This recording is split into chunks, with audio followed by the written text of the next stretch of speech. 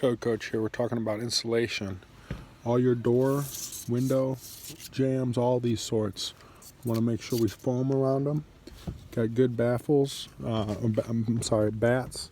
Right here is an example of insufficient insulation.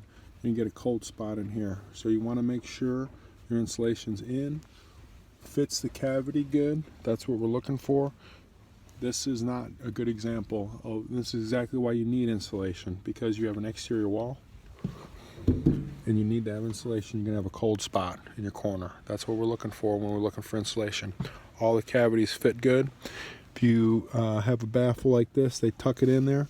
That's good. Now ideally you want to see, they didn't do it, but what you really want to see is the insulation, split it. Alright, like this, and then it comes, you take the insulation and you split it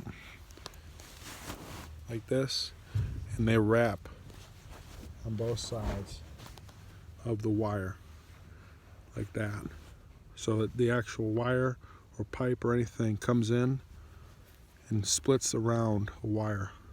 That's really the way you're supposed to see insulation.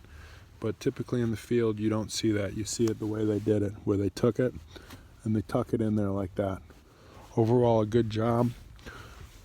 Just a couple of loose spots like here, we're missing insulation, but make sure we get all our jams sealed good. Another thing to note, the way the house wrap is wrapped here, but it's cut clear at the top. You want to keep that top cut clear because of moisture. Water can get down behind it if it's not cut at the top.